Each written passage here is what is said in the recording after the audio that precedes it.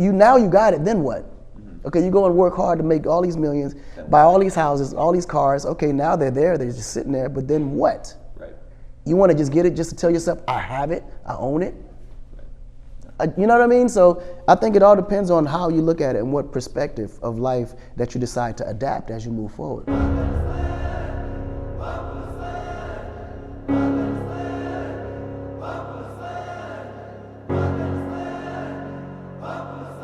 Check it out, man. This your boy Akon. Check out my story on Real Leaders Magazine.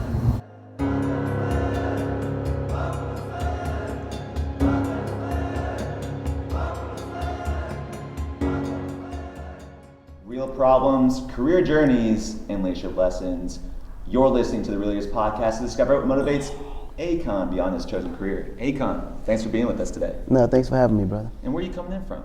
Where am I coming in from?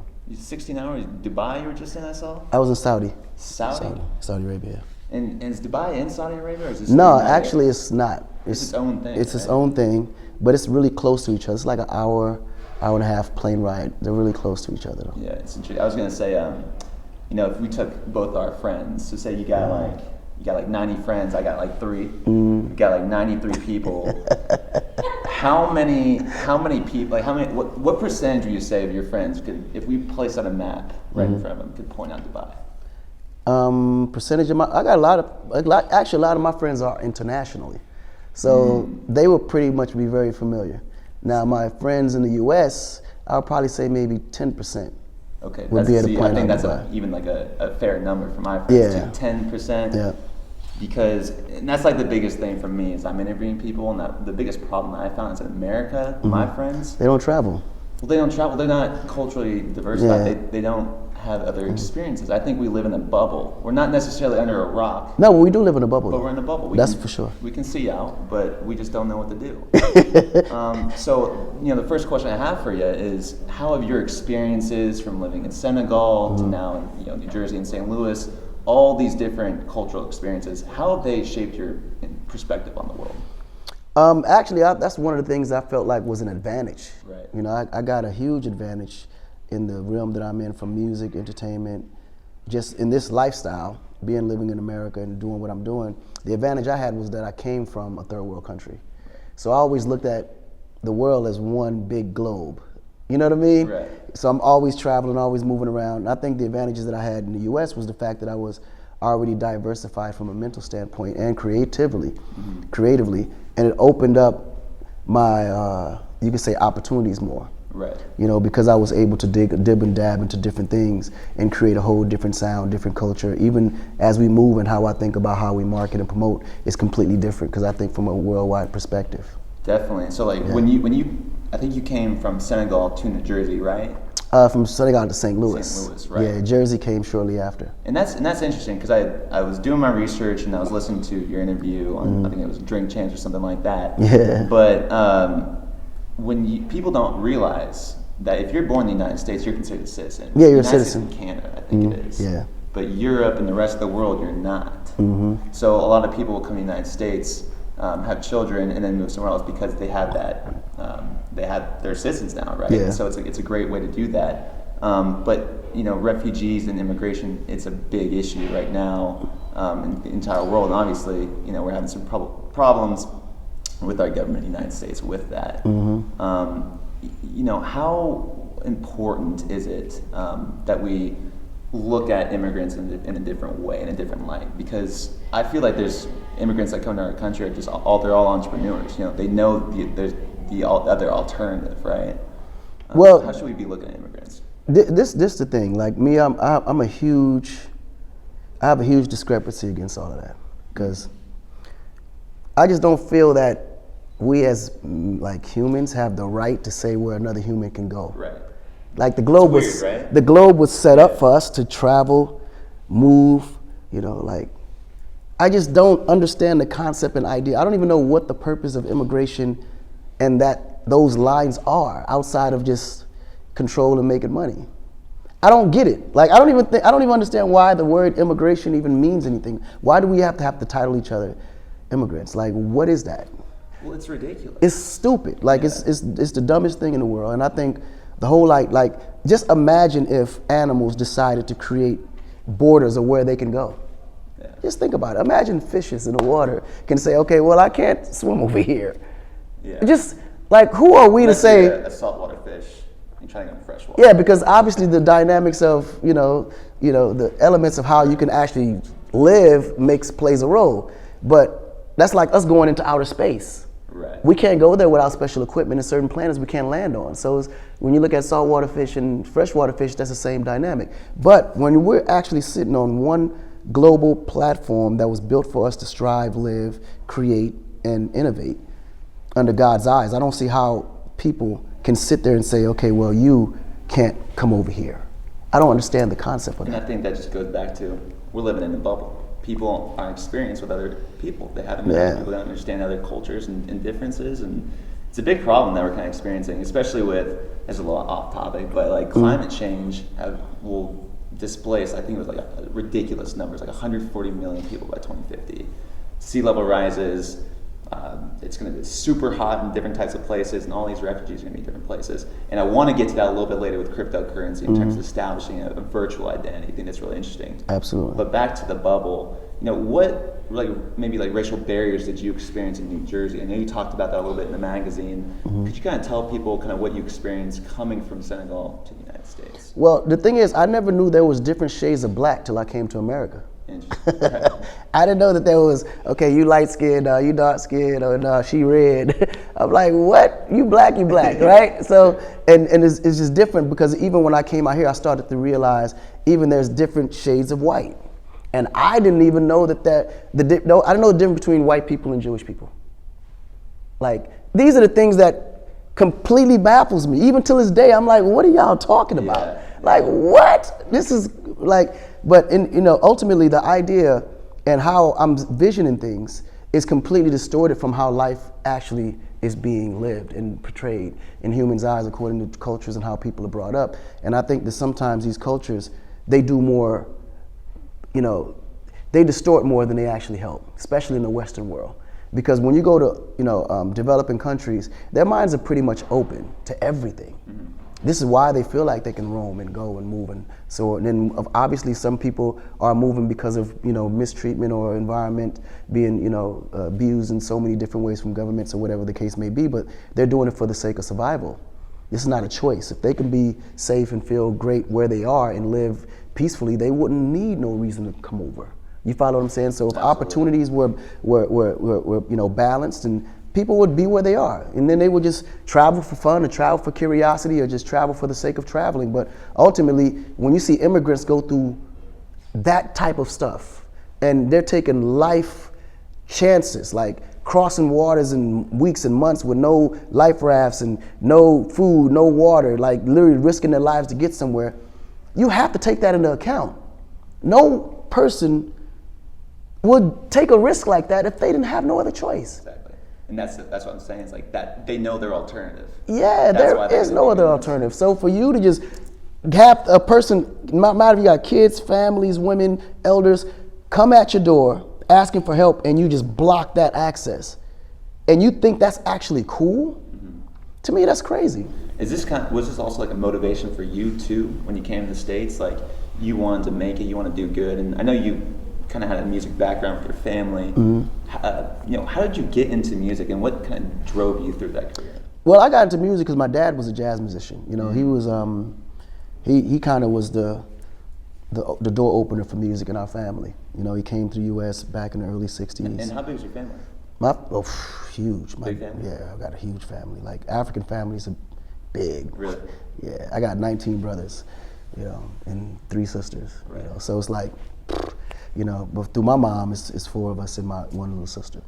But ultimately, families in Africa are huge, and family is the foundation. Like we all live in one house, literally. If it's like the way we move, we just buy property, and all the family would be on that land. You know what I mean? And it'd be blocks and blocks and blocks and blocks of just family. So the whole village is normally related.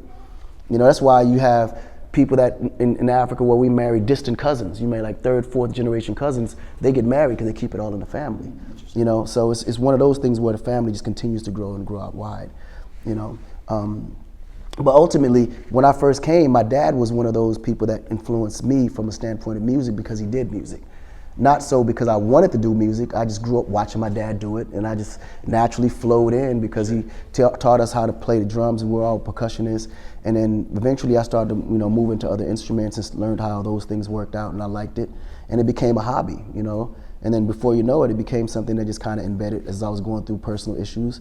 I was really quiet and low key.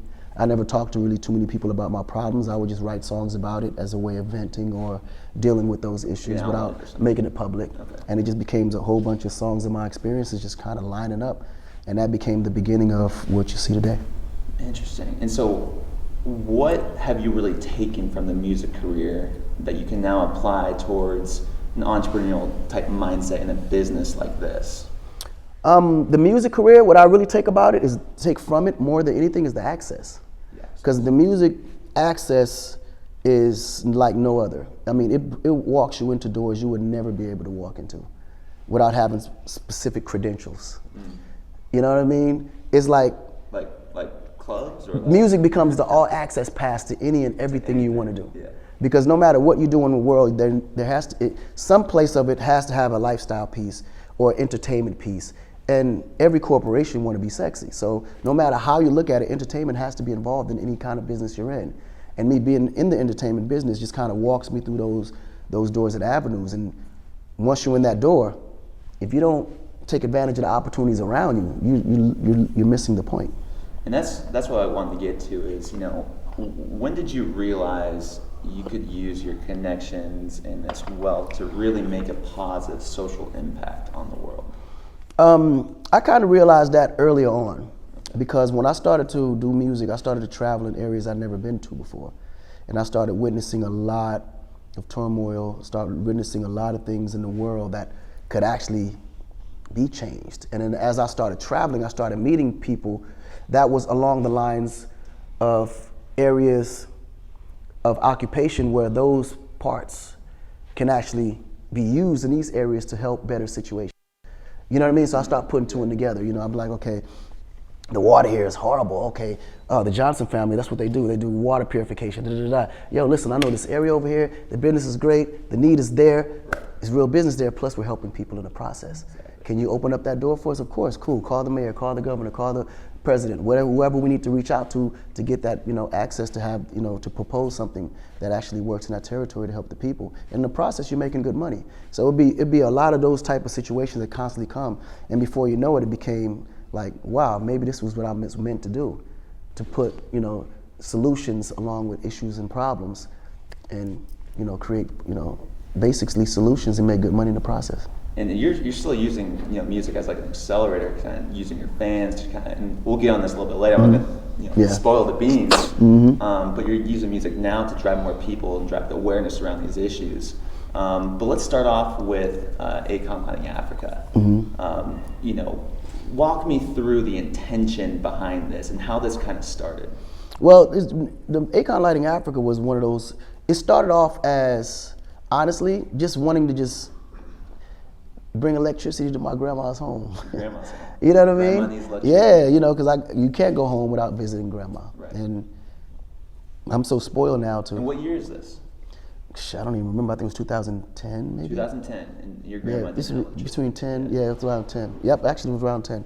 Because it was shortly after the World Cup. I went back home, visit mom, and it's just I got so spoiled to the way I'm used to living. My warm water, my electricity, and mom, she still lives in the village. And this is like 20 years later. This place looked the same it was when I left. I mean, I've been going frequently, obviously every summer since I left and when I was a child, but after a certain amount of time, you're like, wait a minute, man, I just want to be able to come to grandma's house, feel comfortable, take a shower in warm water, you know what I mean? Like use a stove, like just basic things. But she still lives the way we, kerosene lamps, charcoal as a grill, we, my Which cousin. Is dangerous. Kerosene lamps burn a lot of people. Man, it's toxic, it's hazardous, it's not safe because that at any moment it can tip over and everything catches on fire. Like it's really cautious. You can't really do that too much. So ultimately, because of that, and that's when I was like, I want to buy her a house in the city. And she wouldn't accept it. She's like, I don't want a house. I'm happy here. I'm like, but why would you be happy here when I can get you a huge house in the city and you're close to everything? She's like, no, this is where I raised everybody. It's where I raised all you guys. And grandparents are really big on memories. You know, they really, really big on memories. They'll tell you. You know, so they will not leave where they are. So I was like, all right, well, then at least let me put some, you know, electricity here and some water, basically. So, and that's how it all started. Well, tell me about the process. That's what I'm most interested in. You know, how you established a credit line.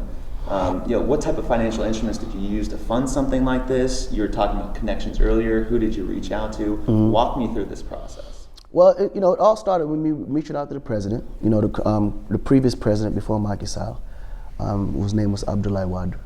And I told him that I wanted to do an initiative in the village of Kaolack, where my grandma was actually raised. And I want to put some solar lights down, you know. But before I brought the solar proposal to him, I was reaching out to friends in the Middle East about building a power plant to light up the whole country. And that's when the president told me, he said, you know, this is not as simple as just getting some guys put up the money, setting up a power plant, and you're in business. Right. Like, you're walking into a business that actually create wars. Sure. And he said it in a way to where I understood what he meant. So I was like, you know what? Okay, that might be a little too much for me. Let me do something simple, non-threatening. But at the end of the day, I want to be able to achieve the goal, which is make sure my mom's house is lit up, and then whoever's surrounded can benefit from it. And that's when I was leaving out, obviously disappointed because the president couldn't help me on that level. But as I'm leaving, I see a guy with one of those little portable lights with a solar piece on the top of it.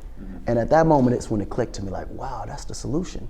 So I started doing more research about, you know, solar, reached out to a friend named Chon, who introduced me to Samba, who was in the business for about 25 years. And he gave me, you know, some areas where I can do my research. And I realized that China had invested, you know, billions of dollars in solar panels and factories and assembly plants, you know, for the purpose of using it in the US, but then they put a 200% tax on it. So they couldn't really even be active. 200% tax after investing all that money, right? So now they have factories sitting there, all this, you know, solar research and plants and panels that they can't even use. It's just sitting in a warehouse. Smart. That's when I saw that advantage, and I flew out to China, met up with the company, Sumek, and was like, listen, we can. There's a place here where we can salvage this. I can help you. You can help me. You put in all this investment you can't use. You know, how about I take that over and then, you know, implement it in Africa? And he was like, well, how you plan to do that? And I explained to them the whole initiative and how we plan to move. And they gave me $1 billion credit line to utilize all those properties for the projects we did in Africa. Making moves, man. And they were all worked out. $1 billion credit line, established with China, solar panel manufacturer. You're just in the warehouse, wholesale, bring them in. Yeah. And now you're providing energy to 100 million Africans. Yeah. So what that means is, we talked about earlier with kerosene lamps.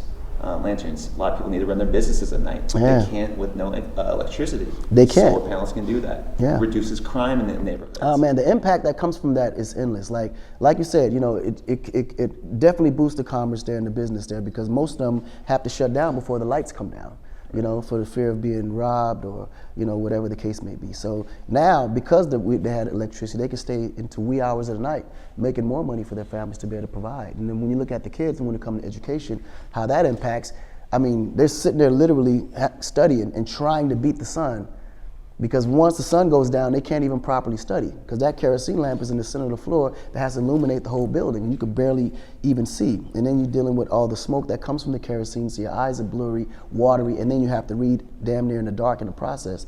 So with these lights now, it allows them to be able to study so much later and take the time to really get into those studies and be able to, you know, take full advantage of the education that they're getting there. And then from the standpoint of security, I mean, women can now walk in and out the street, coming back. You don't see thieves out there no more. These guys that was, you know, take advantage of the women coming through night trying to get home, or for rape or whatever the case. That now is completely diluted. So, I mean, we realized that crime rate went from 95% to damn near less than 10% after those lights were installed. That's incredible. So the impact, just with simple light, how much impact it does is unbelievable. And it's just almost, it's almost just like unfortunate that it took you to just do that. Well, I mean, had to wait that long until 2010, 2016 for that to happen. You know, I mean, because you know, I wouldn't want to sit here and take all the credit for it, because there's a lot of people out there doing great work. Absolutely, yes. But this where, you know, to your point, the platform, the music, opens the door for us to have more reach. and let more people know what we're out there doing. And just like for the long term, I mean, have you yourself been able to quantify really what that means to provide energy to 100 million people? No, I never really. No. I never really stopped us. Yeah. Because you gotta think, there's over 7 billion people on this earth, right? About 1 billion of them live comfortably. And I'm just talking about comfortably. Half that don't have to worry about it, maybe. You know, that 1% is gonna be making money for generations down the line. And then you have the rest of the 5 billion people who are trying to figure it out every day, who's struggling. The basic family person, the basic teenager, or the basic, labor worker that's out there just trying to make a basic living for their families. And then in the process of doing all that, you have to deal with all the bureaucracy, all the politics, all the people that's making decisions for you who not understanding or lived in the situation that you're dealing with. So they're the ones making the decision for you and don't even have a clue of what you're dealing with. So their decisions are more based on how they benefit from it. And if it helps people, great. If it doesn't, okay, well, we'll find another solution. It's always solutions, and conversations, but there's never no action. Right. So it puts you in a really situation to where it's like, okay, what is life and why are we living like this? What is the purpose? And then that's when, obviously, faith kicks in. So Absolutely. Now your faith is a lot stronger because you're like, okay, well, God will fix everything. But God can't fix it unless you make a move to go towards a plan of action. And leading with a higher purpose, I think, is a unique trait that a lot of leaders possess. Not just doing something for yourself and, make the waste program, entrepreneur, enterprise, something like that. Mm-hmm. But you're really leading with a higher purpose. And I feel like people want to surround themselves with someone like yourself because it's for a higher good. Yeah, I mean, my purpose is definitely for higher good. It's definitely never was money driven. Because you can't leave with it. And I don't believe in making millions and millions of dollars and just having it sit in the bank collecting interest when there's so much that needs to be done, so many people that could utilize that. And then my extra credit is credit from God. That's how I see it. Right. That fortune that I'm searching for is those credits to be able to walk into heaven and say I did my part and not have to be judged. Or putting that balance scale, how it's good towards its faults. I want to know that I can peacefully rest knowing that I'm going to a better place. Right. And I always looked at Earth as a test for that. It's interesting, I interview a lot of CEOs and people that are now in this social impact space, and they all made a certain amount of money. They reached at the limit and they really said, what is money anymore to me? Yeah, it's just a tool. Different. Did you ever reach a point like that, and when was it? Well, the thing is, I never really looked at money as something that moved me, because I always was comfortable. Even when we didn't have, I was always comfortable because we had the basic needs. And I give that credit to my parents because they never made us feel it. Now I know that we were in certain situations because I know now what that looks like as an adult. We lived, even when we was living in East St. Louis, we were literally in the projects. But I had friends, we ate 3 meals a day, I had fun, we played barefooted, played basketball. Right. I didn't know we was even struggling. Right. The projects was just, to me, a place where we lived. Exactly. But now I'm like, well, we actually lived in, government housing. I didn't know that. But because the parents made it so comfortable for us, we didn't realize that we were going through that issue. So I always felt like life, the basis purpose is just to be comfortable, be happy, and just live it. But I think to be out there working and striving and sweating to gain more and it's like, okay, you got it, then what? Mm-hmm. Okay, you go and work hard to make all these millions, buy all these houses, all these cars. Okay, now they're there, they're just sitting there, but then what? Right. You want to just get it just to tell yourself, I have it, I own it? You know what I mean? So I think it all depends on how you look at it and what perspective of life that you decide to adapt as you move forward. It's well said. And we're kind of just talking about big problems in Africa, electricity being one of them. What we like to say kind of is the world's biggest problems are the world's biggest business opportunities. No, that's for sure. And so that's 100%. Emerging markets, people that are coming in and starting to have a little bit more disposable income, these people are the next projects, big projects, which is what I want to take to Akoin. Can you kind of tell me what you're doing with the new cryptocurrency?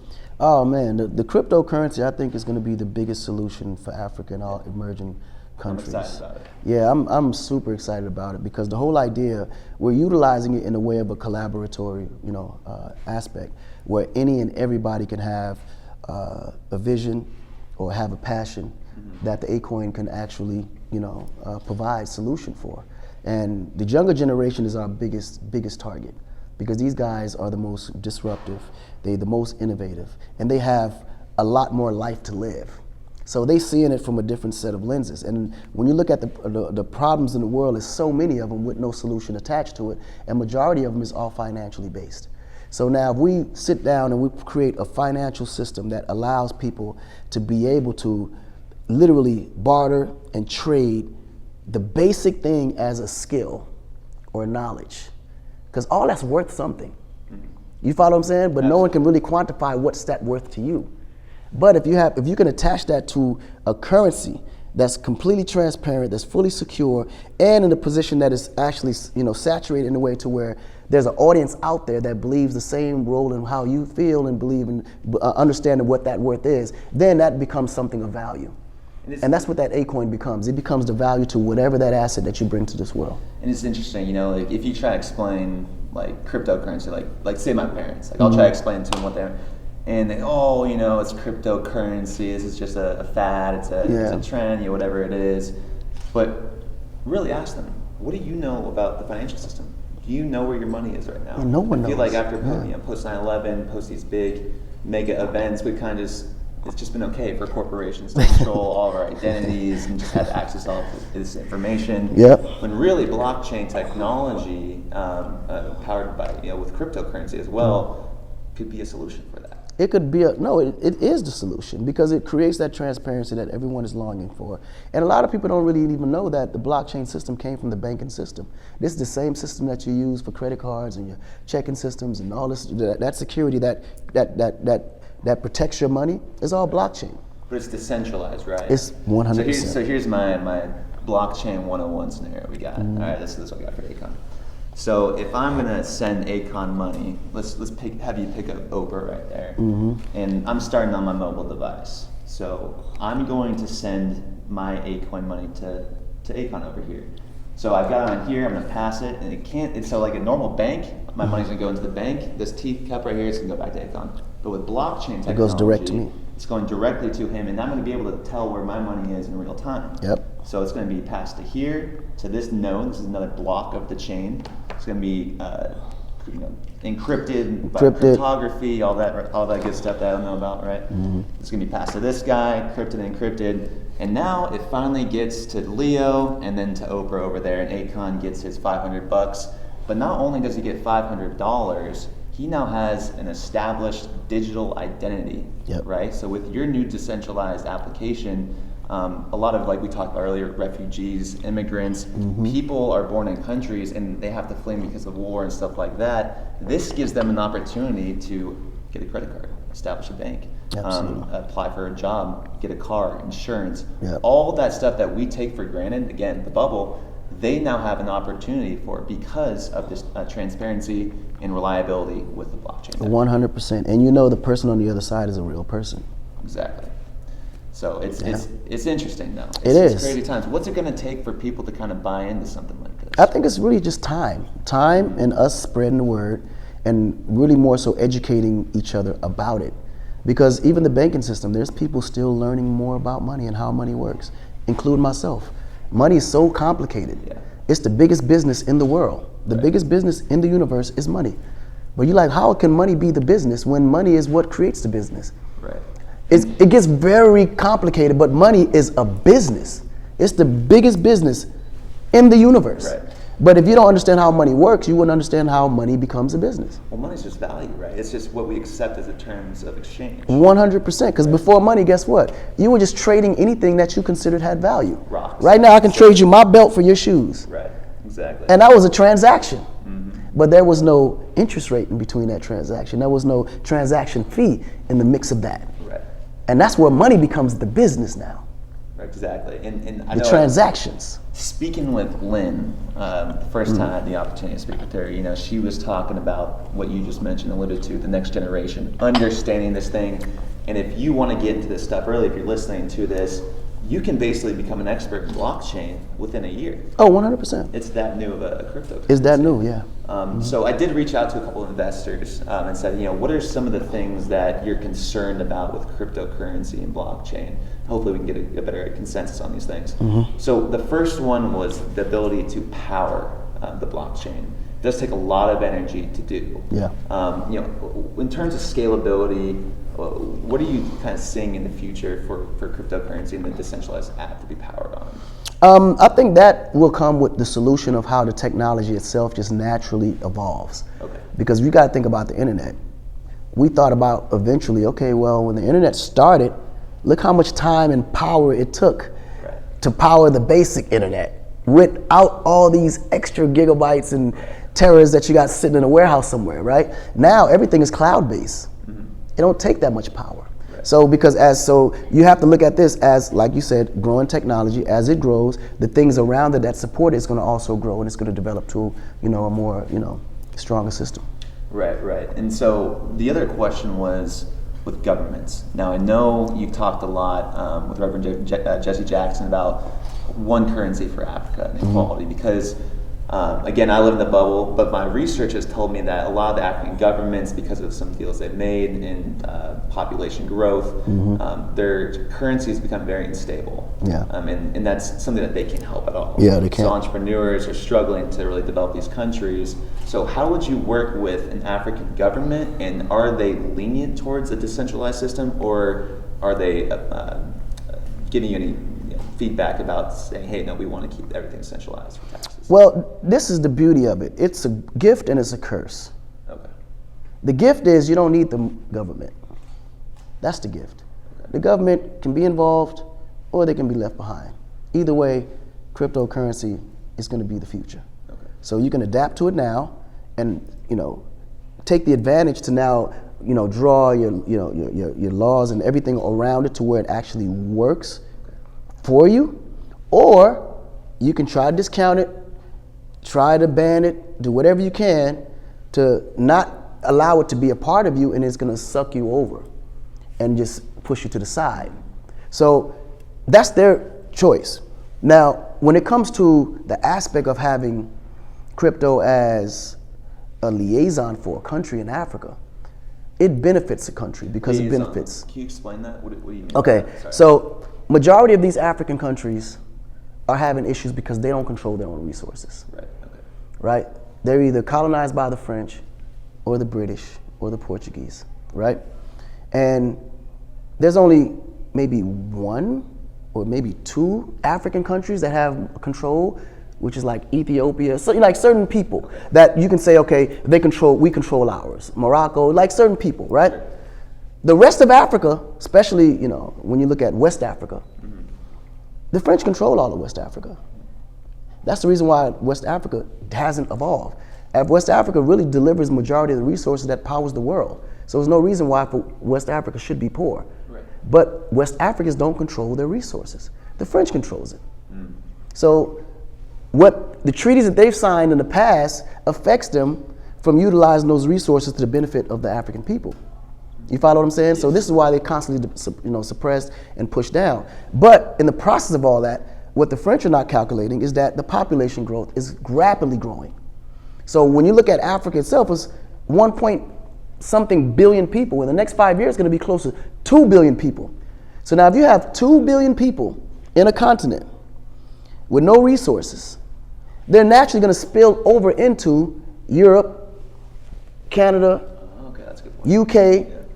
And with the system that's in place now to create an immigrational system to hold back 500 million people into Europe don't exist. So that's a problem that France is going to have to handle later if they don't utilize those resources to create avenues, opportunity, and access for people in West Africa to live and to create their own economy and control their own economy.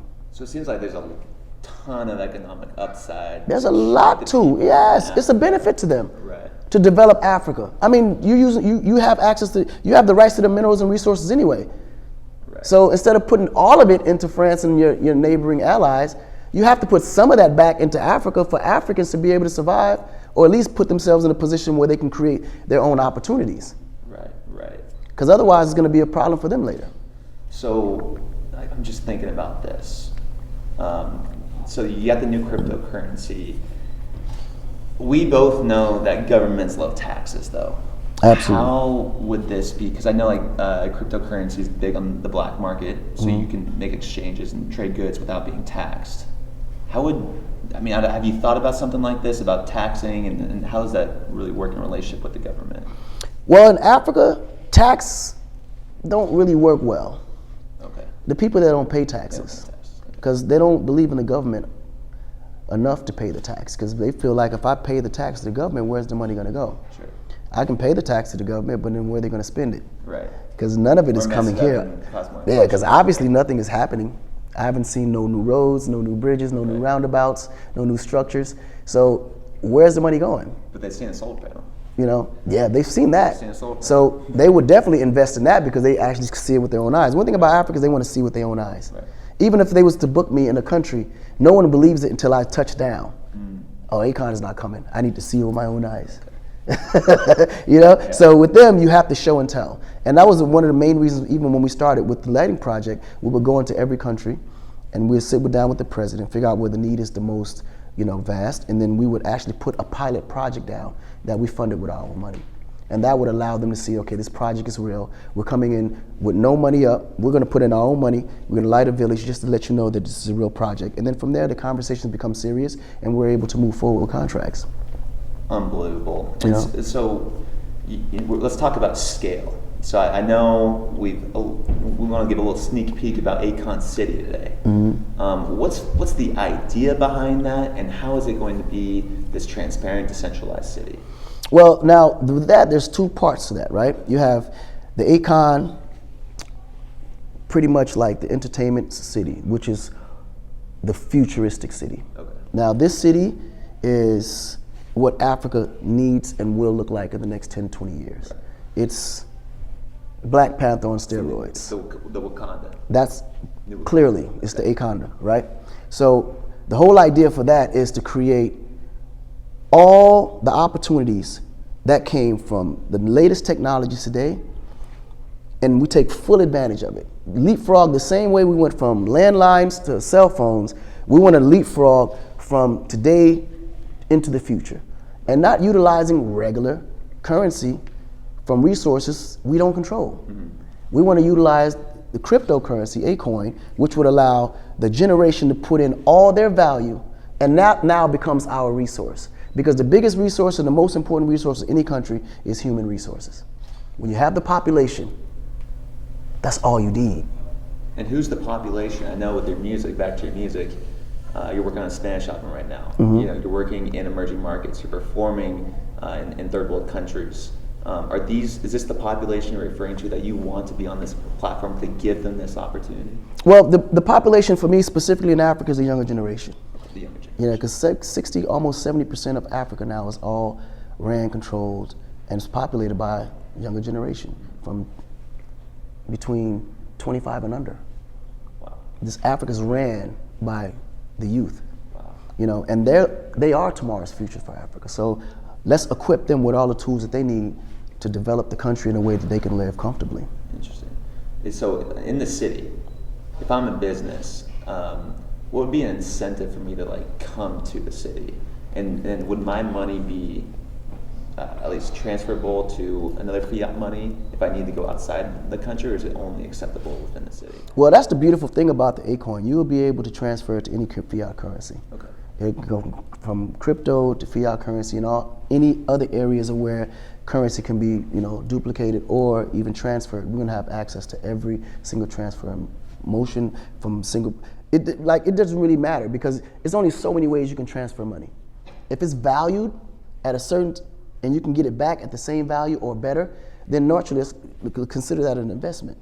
Now with Akoin, you're backed by, not only you're backed by the population, but you're also being supported by every dApp and app that's on the platform itself. See, the beauty of it is a collaboratory, like I told you, project, where everybody brings whatever their value is to the platform.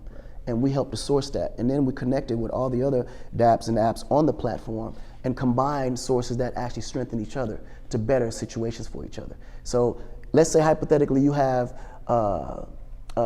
land rights, Okay. right? Yeah, I wish.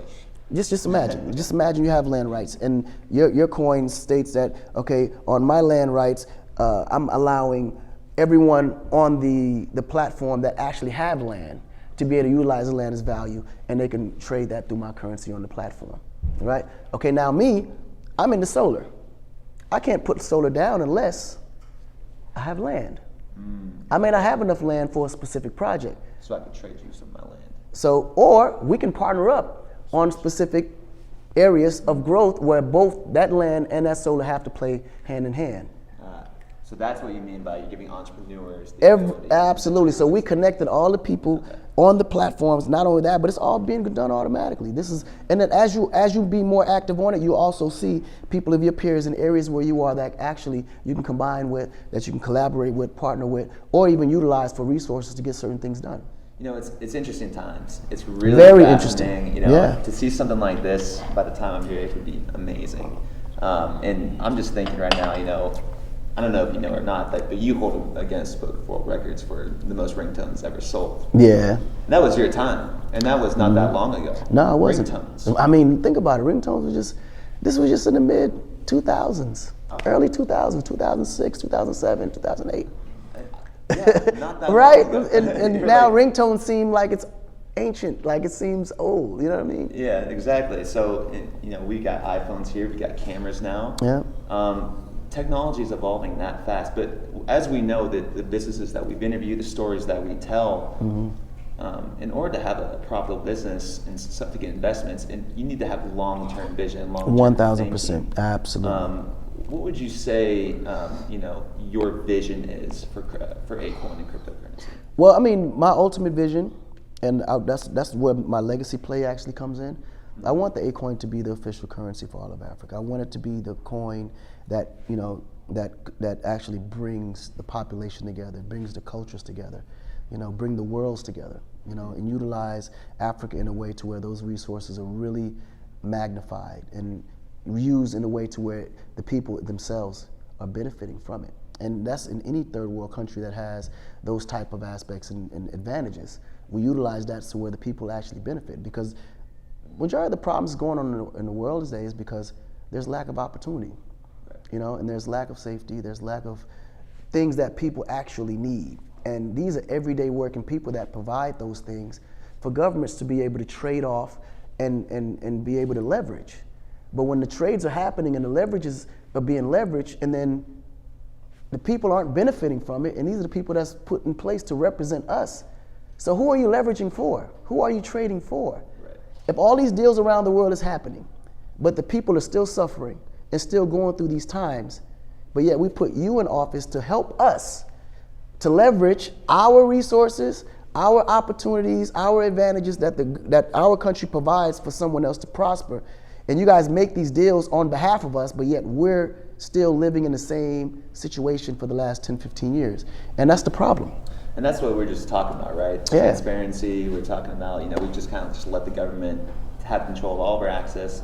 Corporations have all our information now, and we just let it go. You know, it's all right. It's cool. But and most people, most people, because they don't have the information, right, and they don't even know where to start. They feel like their voices don't matter. But then when you look at blockchain and how that works, it now actually gives you the information. Mm-hmm. How that happened, who the deal happened with, how much was spent in that deal, in detail, who received what, how much they received, where they received, and for how long they're going to be receiving it. So it gives you the transparency that you're looking for to really say, okay, this is how this works. Okay, let's see how that happened. Okay, now this could be the solution. And then people can now also start being involved. And the thing is I don't know, bash on corporations. A lot of them do a lot of good things, obviously, but I like corporations. I mean, they've just been. We can't survive without them. We really can't. You know, and I think sometimes we put too much responsibility on corporation. Yes. Because a corporation had to be built by somebody. You can go and build a huge Fortune 500 company if you focus yourself to it. Because that corporation that people are, bashing was built by somebody who was just like us. Now, some of them might have came with advantages, due to rich families and old money, but that still doesn't, subtract the fact that you yourself have the, opportunity to actually go out and just create something innovative, innovative that can change the world. Right. You know? The point I'm trying to get to is the corporation started years and years and years ago. Yeah. Akoin is just launching. Yeah. It takes a lot of persistence, a lot of confidence, a lot of just determination, to build something like this. Yeah. What advice do you have for entrepreneurs who are just starting up and trying to start their own businesses, and how should they be looking at a business? I mean, look at a business, first of all, from the standpoint of what your passion is.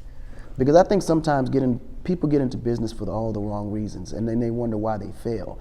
If you're only in it for the money, you're not going to put your 100% into it. If you get into a business that you genuinely have a passion for, that you genuinely love to do. Find something that you love to do so much that you're willing to do it for free. I like that a lot. The moment that happens and you can identify what that is, you're automatically going to be successful, because anything that you love to do, that you're willing to do for free, you're going to do often.